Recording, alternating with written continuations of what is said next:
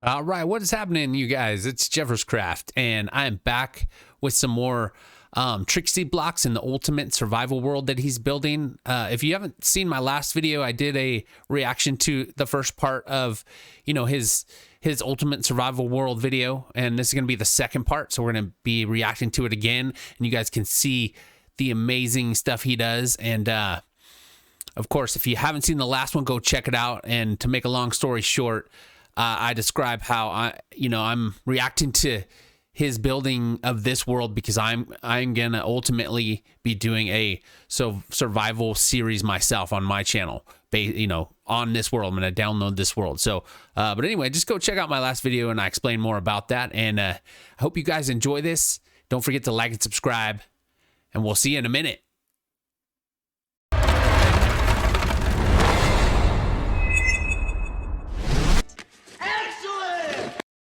All right, so here we are. His part two, my part two, however you want to call it, of his ultimate survival world. This is going to be amazing. He's going to rebuild 2 different biomes, but I'll let him explain. Let's get into it, guys. Oh, and just to let you know, I'm going to pause it when I want to say something or talk about anything about this build. So, yeah, let's get to it. All right, let's do it. Yeah. I'm transforming everything in Minecraft to make the ultimate survival map. The demand for me to continue this mega survival map has been a bit mental. So that's exactly what we're going to do today. Now, because we're transforming 10 entire biomes and every in-game structure, we've got a... All right. Now, first of all, that is nuts to me, how much work he's putting into this. I know I said this in the last video. He does such amazing work, but he's transforming all 10 biomes, or all 10 different biomes in this, Pac-Man looking world he created, and all of the in-game structures. He's also, copying and pasting the originals, and then he's rebuilding them to be, amazing in his style, right? So I just wanted to point that out. I mean, this is no small feat. All right, here we go. A lot to tackle. So in this episode, and most likely every ongoing part from now, we're going to be taking on 2 biomes per video. And if you want to see me transform the rest of the island, then you're going to have to get this video to 100,000 likes. But easy. Give me a bit of time. These builds take weeks to produce. Also, if you have any questions or need any information regarding the world, then join the Discord and check out the FAQ, as this is where your questions are going to get answered. A project of this size. So just want to put that out there too. Definitely go join if you're loving this stuff. Go join his Discord. You can actually download some of his stuff he built, some of the worlds he's built, and then once he's done with this, you can, I think it's like $5 or something. You can join his Discord. He'll talk about it. So let me just let him go on here. Size is going to cost a small fee on my Patreon, but in doing so you get access to every build I've ever done just for $5. And then once you've done that, you can even cancel the subscription so you don't get charged again, if you wish to do so. I mentioned this in the first episode, but just to put things into perspective, the sheer scale of this map is ridiculous. The island itself is made up of 16 million blocks, and not only are we transforming 10 entire biomes, but also every naturally spawning vanilla structure you can think of. Plus, I'm even adding some of my own custom builds. There's going to be custom loot, treasure hunts, stories, and loads of secrets that I won't even show you guys. And I'm building everything by myself. So subscribe today and keep up to date with the project and be the first to download it once it's available. Oh yeah, and if I didn't say it, his girlfriend or wife, I might have said this already, but I'm gonna say it again. His girlfriend or wife also has a channel, and I'm also gonna react to that. She actually explains the lore behind this world and the story behind it, so that it's gonna add to the immersiveness, if I'm saying that right, to this. So yeah, go check that out too. All right, and or watch my video when I react to it. It's gonna be coming soon. It's probably gonna be after I do the rest of these. But so anyway, I'll stop rambling on. Here we go. In the previous part, we finished the episode by transforming the plains biome, including all of the structures that come with it. So, the plan for this episode is to tackle the desert, which includes the pyramid, a village, the desert well, and some custom builds to spice things up a little bit. Then, we've got to transform the shipwrecks on the island beaches. And finally, the mushroom and swamp island that sits below the plains biome. This means... Okay, so sorry, just so you got this clear. So he's doing 2 biomes, like he said, and he's this time he's transforming this mushroom island and then the desert biome. And he's also building some shipwrecks on the beach. So, and watch what he does. Watch what he does. I'll try not to interrupt too much, but man, it's amazing. I just got to say. All right, here we go. Means tackling the witch hut, lots of mushrooms, and connecting the two islands. And of course, there's going to be some snippets of backstory, but I will leave a lot of surprises for when you play the map for yourselves. The first naturally spawning structures we're going to start with are the desert village buildings. First things first, I slowly deconstruct the vanilla village by moving each of the buildings, as I wasn't happy with the original layout. With a nice blank canvas, I begin by creating the village center and place the desert well directly in the middle of the strip, seeing as this will be the village's main source of water. I create water channels either side with... That's so awesome how he does this stuff, isn't it? Just to watch him, like he shows you every step of the way in like fast speed, but how he copy pastes, you know, up, he puts it up above so he has the structure so he can use them when he puts it back. I don't know, man. I'm just pretty amazed if you couldn't tell. Here we go. With multiple small bridges connecting each side, and build a custom palm tree that will line the main street. If you couldn't tell, I'm using Gerudo Town from Breath of the Wild as one of my references for this village.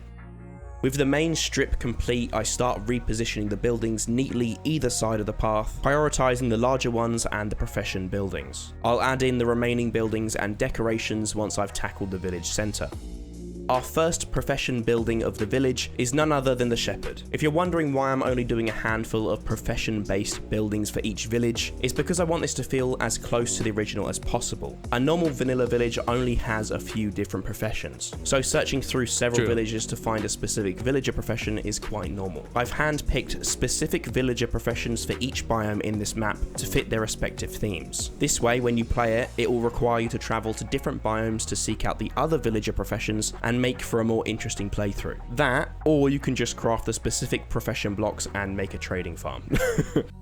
Moving on from our shepherd building, we're on to the stonemason. Now, you may notice a similar styling for each of these buildings, especially with these cubic, almost turret-like houses. I tried my best to match these buildings to the surrounding environment, meaning they're predominantly made up of lighter materials found in the environment to beat off that scorching desert sun, and at the same time provide plenty of shade to each of these market stalls with colourful draped cloth. With our stone... Man, he does such a good job. Look at this. He's like just making it feel like a desert town should be, you know what I mean? But wait till you see it when it's done, man. I mean, oh, and also he's doing a couple different professions for each village. So you actually, I mean, of course you can, like you said, farm stuff, you know, and do it that way. But you can actually play this in a, I don't know if it's a role-playing way, but basically you can find different villages to get different professions if you wanted to play that route, which I think I might, you know? So anyway, here we go. Mason complete. It's time to move on to the village library. I styled this similar to a mosque, however, I end up coming back and tweaking it slightly, as I didn't want to take away from my transformation of the vanilla church, which is coming up. The best part about building this survival project is that I get to challenge myself by building in a theme that I would never have previously tried, while really trying to keep each build survival friendly, with complete interiors in every single building. That's so awesome. Now, moving on to the toolsmith. I was struggling to find ways to differentiate each of these buildings and have them stand out from one another. So, for this profession-based building, I was sure to add plenty of furnaces used to forge and create a variety of tools for the villagers to use. Before moving on to the main feature of this town, I wanted to repurpose these tall, yet rather thin tower buildings into a main entrance, almost as a guard tower building. Then, once complete, mirroring the finished design to the other side with the main path sandwiched between the two. Then, for the remainder of these large buildings to fill up the main square, I whip up this house design, matching the styling from previous buildings we've created, and add plenty of colourful draped cloth. I then reuse and paste this building around, making small tweaks each time and changing the coloured drapes. Our main street is almost complete, so to finish it off and fill this large open space at the back of the town, I build a grand mosque to house the cleric. Now, please bear in mind that this is my own take on this style of building. It is in no way meant to be an accurate representation of a real mosque. I simply wanted to create an alternative place of worship other than a default village church. A lot of you have been asking for me to mix in some different styles, and I felt that this fit perfectly with the theme and surrounding environment, having taken much inspiration from Egypt. Obviously, I wanted to do this building some justice, especially as I haven't built anything like this before. So, I used the Mosque of Muhammad Ali as a guideline. Let me know down below what places of worship you'd like to see in other biomes. That's awesome, dude. You see that? He just takes inspiration from like real structures and then he recreates them. And look at that's looking so beautiful. I mean, this town looks, when I see this, it gets me excited.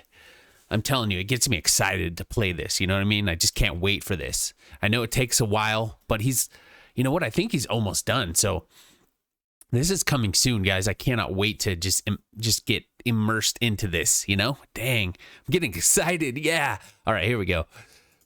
Oh, also, seeing as both the jungle and desert biomes are connected to the ocean, I figured that both villages would trade with one another, and perhaps ship over materials for building. So I incorporated some jungle wood, which fits the colour palette of the sandstone and terracotta really well. That's smart, dude. Finally, with our main profession buildings complete, we're left with a bunch of very small, cube-like buildings to transform and scatter throughout the town. These custom houses are still very simple in design, and are pretty much still just square buildings. However, as I'm limited by the size of these houses, I make sure to add plenty of small details and features to really make these simple house designs pop. I settle on 3 small house designs and start pasting them throughout the city, mostly adding them behind the main street buildings, but much less uniform. By sprawling the town outwards like this, it really helps make things seem busier than they actually are. To finish these buildings off, I changed the coloured drapes to add further variation. Now, moving on to the decorations, I transformed the pile of scattered hay, adding it to the back of a wagon, and house the bell in sandstone. I then add the wagons throughout the town and place the bell at the end of the main street. And for a final touch, I upgrade the almighty desert well. Down on the ground, the village looks even busier, with market stalls cluttering the main street, greenery clinging to the village buildings, and apparently all the villagers want to go for a swim. So, let's move on, shall we? Moving on to one of the main vanilla structures in Minecraft, the desert temple. Ooh. First things first, I basically quadruple the size of it because we need something massive to stand out in the desert. The entrance of the original desert temple looks somewhat like a face, so I thought a massive skull would work perfectly to replicate this. All right, I'm already loving this, dude. Look at, he's creating a skull, dude, for an entrance.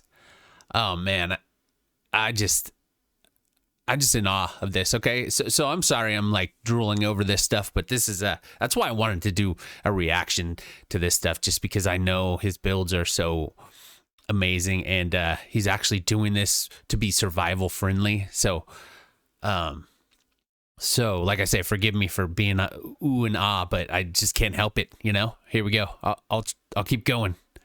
This on a much more grand scale. Plus, it's very intimidating. Centuries ago, this is where the evil pharaoh who ruled this region stored his most precious possessions. There may just be a whole story about that and how it went wrong. Nice, some now, lore. I won't lie, this skull is from an old build where I transformed an amplified world, but I couldn't pass up on the opportunity of reusing it here, although I did have to make a lot of tweaks. Firstly, I adjust and reattach the lower jaw as I wanted to open the skull's mouth to act as the entrance. Then I go around making general adjustments as something just felt a little bit off about the design and I couldn't wrap my head around what it might be. Eventually, I noticed that the cranium was too large and looked disproportionate. I also made adjustments to the upper jaw and once fixed, positioned it up against the side of the pyramid with a much more animated and realistic result. I build up a large wall of pillars and connect them up to the jawline of the skull. To finish up the entrance, I ignite the skull's eye sockets and create a staircase leading inside.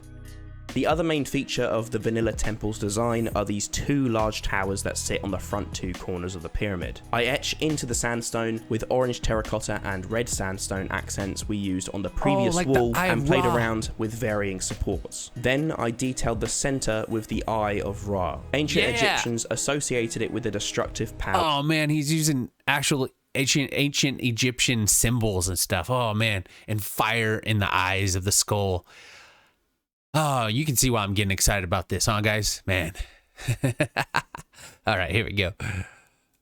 Of the sun. They also use this symbol to protect buildings and themselves. So it seemed only appropriate to use it to decorate the pharaoh's temple. On the second level of the tower, nice. I built a statue based on my take on an ancient Egyptian Magi. The Magi were an elite force used to protect valuable areas. So they're a perfect addition to our paranoid pharaoh's temple. I add crenellations and build a snake symbol on the other side, as this was used to symbolize royalty in ancient Egypt. Oh, that's you so may cool. recognize some of these patterns and designs as they feature on my original desert temple transformation build. However, I used them sparingly, as I didn't want there to be too much going on. I say that as I'm literally adding a giant fire brazier to finish the tower, so there's definitely some irony there.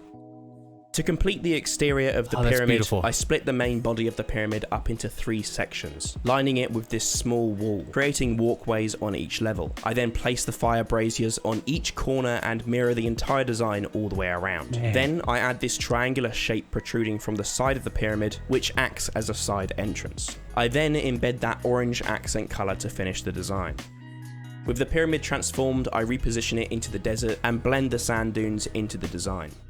Before we move on, however, I've got to transform the interior. I wanted to go for a very clean interior, to match that of the vanilla pyramid. So I flattened off the walls and built large pillars to support an upper balcony. I then continued to add more large pillar supports, add some fire braziers and lava channels, and decorate the floor with an exaggerated version of the original design. Oh, that looks so amazing, Our man. menacing pyramid is complete, and beneath lies the pharaoh's tomb filled with treasure and secrets. Just be sure you don't miss a step. Oh man, I cannot wait to play this. Traps.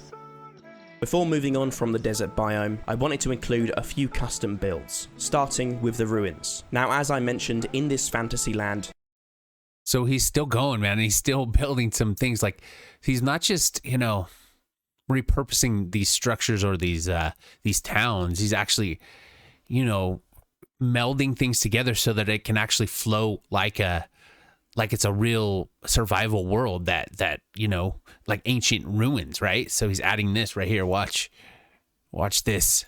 This particular region was previously ruled by an evil pharaoh, who hoarded his riches in his temple and exploited the people he ruled over. The desert people were scared of his cruelty, so they sent secret messages to the tribes in the jungle with their trade ships. The pharaoh discovered these messages and went into a fit of rage. In his anger, he summoned a giant wither to wreak havoc on the people who he believed had betrayed him. The wither turned on the pharaoh before destroying the ancient village and leaving it in ruins. As you can see, many of the people fled to other regions before returning to their homeland years later to start again, gradually establishing themselves in the nearby village. These ruins are a reminder of the destruction caused by the last known person to summon a wither, perhaps until one day an epic Minecraft gamer like you will take on the challenge. Yeah, there's the lore. Just remember, guys, everything that I create is an escape from reality, and nothing is supposed to be accurate to any single history, religion, or culture.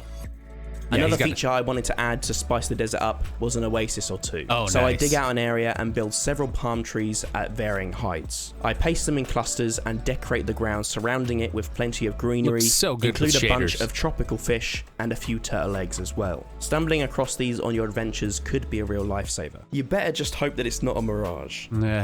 Moving away from the desert and towards the beaches, it's time to transform the shipwreck. Now, I hate building boats. It's one of those types of builds that I never look forward to doing, but the end result is always worth it. However, it's been a really long time since I built a proper galleon. So here you can see I started building a very boxy looking ship hull. With lots of time and effort, along with a bunch of tweaks to the shape and proportions, I started to get something that looks a bit better. Because it's been a long time since I've built a large ship, and because I was so rusty, this took much longer than it should have. Eventually, however, the shape started coming together. I built up some placeholder masts to map the layout of the ship and built forward a proper beakhead. It was at this point I realised I'd had a lot of you ask me to include a reference to Pirates of the Caribbean, so I decided to base the main silhouette around the Black Pearl. Once I got my head down, things really started coming together. I built the main deck, added gun ports, and start creating a quarter deck and captain's cabin. I then continue working onto the masts, adding a couple of crow's nests, some details to the hull and the back of the quarterdeck, and finishing up with some tweaks to the rudder and lighting on the main deck. Now, let's not forget that this is a shipwreck, so it's time to make it feel a little bit more like one, starting by rotating it on a slight angle. Now, of course, this leads to a lot of tidying up, since tilting a build like this... Oh, sorry to keep interrupting, guys, but man, that's so sweet. Look at what he's doing. He's putting a tilt to the ship, and then he's going to stick it in the sand like it actually wrecked there. That is so awesome, you know? Just the detail he thinks of is, man, hats off, you know? Hats off. All right, here we go. This deforms the shape and some of the blocks even disappear, requiring a lot of manual tweaking. After fixing things up, I start adding in some tattered sails, hanging limply from the masts after being left to rot. Perhaps on the inside, there are some clues about what really happened, or even the first riddle to a huge treasure hunt involving dangerous quests that span across the entire map. Nice. But, I have no idea, of course. Anyhow, I place the shipwreck on the beach, embedding it into the ground and building up the sand where the ship has pushed inland and displaced it. Since I placed another vanilla shipwreck on the other beach next to the jungle, I thought I should change things up this time and make this into an actual ship, sailing in to explore the uncharted lands in the jungle. As you can see, I've already made some changes to the colour scheme of the hull. Next, I add the shrouds, which is the rigging that stabilises the masts. Then, I get to work on the sails, which took a little bit of time as I made them organic, as though the wind is blowing them at a slight angle. I add in a foresail at the front, before moving on to the sails on the central mast. I mimic the organic look I went for the front sails, before finishing up with the final sails at the back of the ship. Since we're still going for that Black Pearl vibe, I thought it'd only be appropriate if the sails followed suit. I suppose she looks a little less tatty and weather-beaten, but I suppose this was around the time when Captain Jack first obtained the ship, so she's not too battered and bruised yet.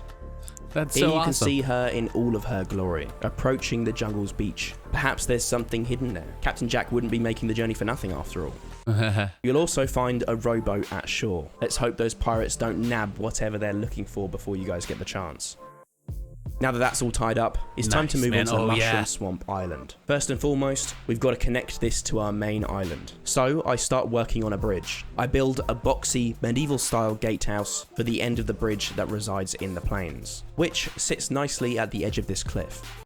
All right, so here is the Mushroom Island he builds, and this has really good lore, a backstory to it, which, you know, he'll tell you, but I just wanted to say I love his like medieval style builds. Are my favorite. I mean, that pyramid we just saw was amazing though, so I don't know how I can outdo that, but you know, but this is looking good already. All right, so let's move on.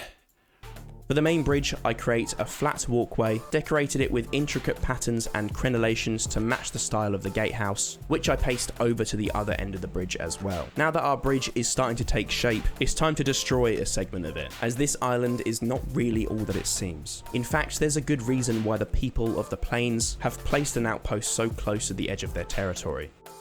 This particular looking island once looked much like the plains, with fields, trees, and quaint little houses. One day, a child from the plains village stumbled across the bridge to the mysterious island, and her curiosity took her across. She spotted a beautiful glowing altar in the center of the village, and immediately went to investigate. She discovered an assortment of crystals, candles, and dried flowers, shrouded in a vibrant green glow. Curious, she picked up one of these crystals and heard a sudden loud shriek from the upper side of the mysterious village. The little girl had inadvertently broken an ancient spell, used by a coven of witches to disguise themselves from the outside world. The girl then made a run for the bridge, as her surroundings began to transform around her. The distant terrain became more menacing, the fields were becoming waterlogged, the trees were transforming into giant mushrooms, and the once quaint houses started to look unusual and creepy. As the girl neared the end of the bridge, the witch who had discovered her sent a spell after her in an attempt to protect the coven's secret. The girl escaped unscathed, but the bridge was badly damaged, as you just saw. Since that day, no one has ventured to the island to see what remains. Some even say there's a mysterious ogre that lives somewhere deep within the swamp. I wonder who that could be.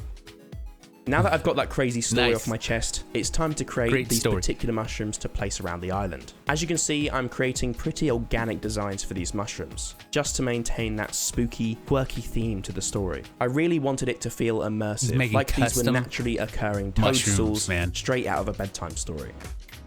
And of course, now it's time to upgrade these basic witch huts into something more bizarre and unique, as expressed in the story. I adopt that typical exaggerated roof style that you see in medieval fantasy houses, using crimson wood, nether brick, and some greenery to add a pop of colour to the wacky design. I then quickly whip up an alternate design in the same style, this time on a slightly larger scale with a protruding roof out the front. Finally, we can place down these mysterious little houses and surround them with the wacky toadstools we created before. I also mix in some brown variants of the mushrooms as well, to keep things looking nice and organic. And with that, let's check out what we've built. Ooh, that looks so good, man. And then he does the little cinematic. That is beautiful. I'm so amazed, you know? So down to play this. I love that. I love that. You know, on the beach, crash landed. And then that just looks so good. The oases. I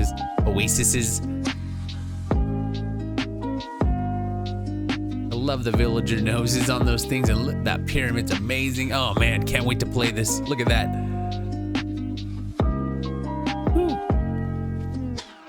So we've officially completed the plains, desert, the beaches, although I didn't actually count them as their own biome, and the mushroom swamp island. But I have a question for you. Which biomes should I work on next? Remember, we've got the mesa, savanna, taiga, snowy mountains, dark wood forest, and jungle to go, with some other bits and bobs that I need to transform too. We're making great progress, but be sure to hit that 100,000 like goal. Then I can continue the project and get this on my Patreon as quickly as possible for you guys. If you have any questions about the world, remember to join the TrixyBlox Discord, which is linked down below. Thank you all so much for the support on this project. It's honestly been a bit overwhelming. I'll be working hard on the next episode to get it out for you soon. Other than that, I'll see you in the next one.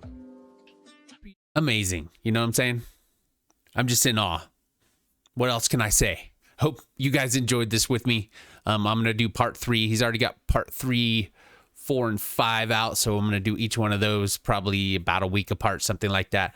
And then eventually he'll come out with, I think he's got maybe 1 or 2 more, right? And I'm going to do the lore video that his wife does, so we can watch that together, react to it.